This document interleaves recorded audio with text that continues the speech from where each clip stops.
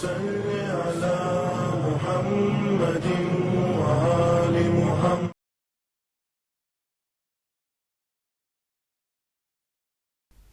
اعوذ باللہ من الشیطان الرجیم. بسم اللہ الرحمن الرحیم. وصلی اللہ علی محمد وآلہ الطاہرین ولعنۃ اللہ علی اعدائہم اجمعین. اما بعد فقد قال المعصوم علیہ الصلاۃ والسلام حجوا تستغنوا.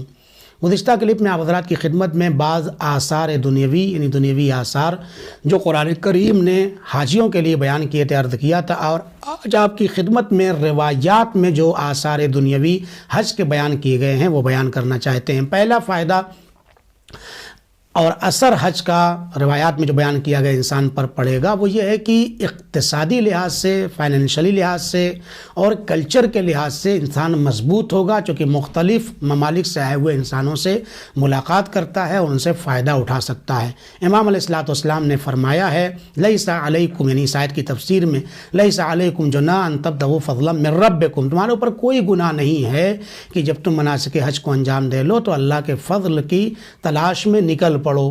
امام فرماتے ہیں اس آیت کی تفسیر یہ ہے کہ فَإِذَا أَحَلَّ الرَّجُلُ مِنْ إِحْرَامِهِ وَقَضَى نُسُكَهُ فَلْيَشْتَرِ وَلْيَبِعْ، یعنی جب انسان حج تمتع کے فرائض کو انجام دے لے، حج کے فرائض کو مناسک کو انجام دے لے تو اس کے اوپر کوئی حرج نہیں ہے کہ وہ خرید و فروخت کرے، معاملہ کرے. یہ معاملہ کرنا کوئی مشکل نہیں ہے، لہذا اس اعتبار سے انسان تبادلہ خیال کر سکتا ہے. یہ پہلا فائدہ. دوسرا فائدہ یہ ہے کہ جب حاجی حج کرنے جاتا ہے تو اللہ اس کو اور اس کے مال کو، اس کے عیال کو محفوظ رکھتا ہے، اس کو بھی فائدہ پہنچتا ہے، اس کے اہل و عیال اور مال کو بھی فائدہ پہنچتا ہے. تیسرا فائدہ یہ ہے حاجیوں کی حاجتیں پوری ہوتی ہیں حج کرنے سے. لہذا اگر کوئی انسان حج کی وجہ سے، دنیاوی حاجات کی وجہ سے حج کو ترک کر دے تو اللہ اس کی کوئی بھی حاجت کو قبول نہیں کرے گا. روایات میں یہاں تک کہ وہ پھر حاجیوں کے تراشے شدہ سر کو دیکھے، یعنی حاجیوں کی زیارت کرے. اس طریقے سے چوتھا فائدہ یہ ہے کہ انسان کا فقر ختم ہو جاتا ہے، زائل ہو جائے گا. الحج ینفی الفقر، یعنی حج جو ہے سبب بنتا ہے کہ انسان سے فقر ختم ہو جائے، پیسے انسان کے پاس آ جائیں پھر سے. افزائش روزی یعنی روزی کے اضافے کا باعث ہوتا ہے. حجوا تستغنوا، یعنی حج کرو مالدار ہو جاؤ. لوگ سمجھتے ہیں حج کر لیں گے پیسہ 7-8 لاکھ روپیہ خرچ ہو جائے گا، کم ہو جائے گا. ہم ایسا نہیں ہے، اس کے برعکس، یعنی حج کرنے سے انسان مالدار ہوتا ہے، غنی ہو جاتا ہے. امام علیہ السلام نے فرمایا ہے کوئی بھی چیز اتنی جلدی انسان کی فقیری کو ختم نہیں کرتی ہے جتنی زیادہ تیزی سے حاجی کے لیے فقر ختم ہوتا ہے. پانچواں فائدہ جو ہے اور چھٹا فائدہ یہ ہے کہ سلامت جسم، انسان کا جسم محفوظ رہتا ہے. امام نے فرمایا حجوا واعتمر وتصح اجسامکم، یعنی تم حج کرو، عمرہ کرو تو تمہارا جسم جو ہے وہ سالم ہو جائے گا، صحت مند تم ہو جاؤ گے. اس طریقے سے حاجیوں کو یہ ثواب ملتا ہے اور یہ فائدے بھی دنیاوی اعتبار سے ملتے ہیں. آج اس کلپ میں مختلف اعمال حج کو انجام جو دیے جاتے ہیں آپ کی خدمت میں بیان کرنا چاہتے ہیں. پہلا جو عمل ہے حج تمتع کا، دیکھیے حج تمتع ان لوگ کے لیے ہے جو مکے سے 90 کلومیٹر دور سے جا کر کے حج کرتے ہیں، ان کے لیے حج تمتع. حج تمتع میں عمرہ تمتع پہلے ہے اور اعمال حج تمتع بعد میں ہیں. نیت کرنے کے لیے سب سے پہلے میں آپ کی خدمت میں مختصر یہ اعمال عرض کرنا چاہوں گا آسان زبان میں. جب انسان جائے، اگر مدینے سے حج کرنا چاہتا ہے تو مسجد شجرہ سے یا کسی اور جگہ سے، تو وہ جو 6 مواقیت بیان کیے گئے ہیں کسی ایک میقات سے عمرہ تمتع کا احرام باندھے گا اور اس کے بعد اعمال کو شروع کرے گا. پہلا عمل احرام باندھنا ہے. لہذا فرض یہ اگر مدینے سے ہم جا رہے ہیں تو جا کے مسجد شجرہ میں ہم احرام باندھیں گے. احرام میں کہ مرد کے لیے لباس احرام پہننا واجب ہے، اور جب لباس احرام پہن لے گا تو نیت کرے گا کہ میں عمرہ تمتع کا یہ احرام باندھتا ہوں، واجب قربتاً اللہ، محرم ہوتا ہوں میں واجب قربتاً اللہ. اور احرام باندھنے کے بعد تلبیہ پڑھے گا. تو نیت، احرام اور تلبیہ یہ 3 عمل ہے. یہاں پر انسان محرم ہو جائے گا نیت اور تلبیہ کے بعد. جب وہ محرم ہو گیا تو اس کے اوپر 24 چیزیں حرام ہو جاتی ہیں اور یہاں سے عمل شروع ہو جاتا ہے. یہ حج تمتع میں عمرہ تمتع کا پہلا عمل تھا. یہاں کے فوراً بعد وہ مکے جائے گا. سب سے پہلے وہ خانہ خدا کا طواف کرے گا. نیت وہ رہے گی کہ میں حج کے عمرہ تمتع کا طواف کرنے جا رہا ہوں، واجب قربتاً اللہ. حجر اسود سے شروع کرے گا، حجر اسود پہ ہی ختم کرے گا. 7 چکر لگانا ہے اپنے خاص شرائط کے ساتھ. اور جب یہ طواف مکمل ہو جائے تو مقام ابراہیم پہ اور اس کے پیچھے جا کر کے 2 رکعت نماز طواف عمرہ تمتع کی نیت سے پڑھے گا، واجب ہے. اس کو کرنے کے بعد چوتھا عمل جو ہے صفا و مروہ کے درمیان وہ صحیح کرے گا.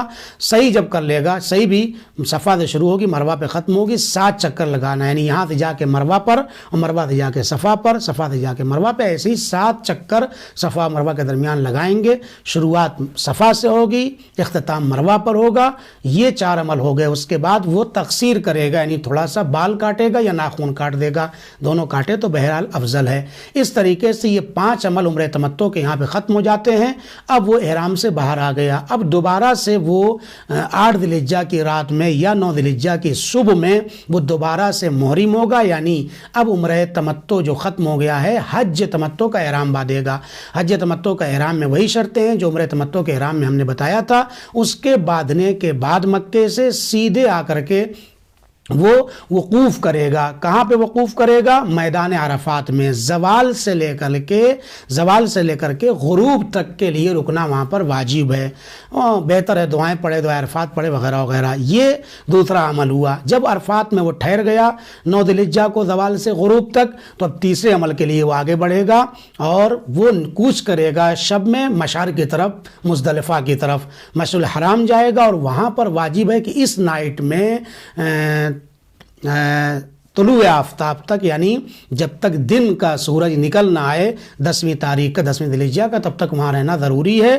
لیکن افضل اور جو اہم وقت ہے اس کا، جس میں واجب ہی واجب ہے، وہ ہے طلوع فجر صادق سے طلوع آفتاب تک وہاں یقینی طور پر رہنا ضروری ہے.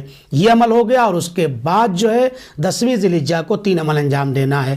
پہلا عمل جا کر کے شیطان کو مینا میں پتھر مارے گا، بڑے والے کو، پہلے اور دوسرے کو نہیں، تیسرے والے کو پتھر مارے گا. اور دوسرا عمل انجام جو دے گا عید کے دن، عید قربان کے دن قربانی کرنا ہے. اور تیسرا عمل جو اس دن حلق کرنا ہے، یعنی بال کو موڑے گا یا تقصیر کرے گا. پورا سر مڈائے گا تو حلق ہے، اور اگر تھوڑا سا بال کاٹے گا تو یہ تقصیر ہے، اگر ناخن کاٹے گا تو تقصیر ہے. یہ 3 عمل انجام دے گا عید کے دن. پھر جو نائٹ آئے گی، نائٹ آنے سے پہلے 2 عمل اور انجام دینا ہے کسی وقت بھی. وہ یہ ہے کہ طواف دوبارہ کرنا ہے. طواف النساء، حج تمتع کا طواف النساء جو ہے وہ اس کی نیت سے 7 بار پھر طواف کرے گا، جیسے عمرہ تمتع میں کیا تھا. اور پھر ویسے ہی 7 چکر لگانے کے بعد، طواف مکمل کرنے کے بعد نماز طواف پڑھے گا مقام ابراہیم کے پیچھے. اور یہ 2 عمل انجام دینے کے بعد پھر وہ جو ہے وہ تیسرا، یعنی اس کے بعد والا جو عمل انجام دے گا وہ یہ ہے کہ رات جو آئے گی وہ جا کر کے قیام کرے گا، یعنی ٹھہرے گا مینا میں، یعنی شب 11. اور جب دن آئے گا 11 کا، اس دن تینوں پتھروں کو دن میں جا کر کے تینوں شیاطین کو پتھر مارے گا، یعنی پہلے کو، دوسرے کو، تیسرے کو جمرے اولا، جمرے ثانی، جمرے ثالث کو یہ پتھر مارے گا. اس طریقے سے جو 12 کی نائٹ آئے گی، شب 12، 11 کا دن جو گزرے گا، اس نائٹ میں بھی جا کر کے پوری رات مینا میں بیتوتا کرے گا. اور 12 کا جب دن آئے گا تو اس دن بھی جا کر کے تینوں شیاطین کو اس کے خاص شرائط کے ساتھ پتھر مارے گا. اس طریقے سے یہ اعمال انجام پائیں گے. بعض لوگوں کے لیے اگر تیسری نائٹ بھی وہ وہاں پہ رکے ہوئے ہیں مینا میں، تو پھر 13 ذی الحجہ کو بھی آ کے ان کو تینوں شیاطین کو پتھر مارنا ہوگا. یہ مختصر اعمال تھے جو آپ کی خدمت میں حج تمتع کے عنوان سے پیش کیے گئے. تفاصیل انشاءاللہ کسی اور موقع پر آپ کی خدمت میں پیش کی جائے گی. والسلام علیکم ورحمۃ اللہ وبرکاتہ.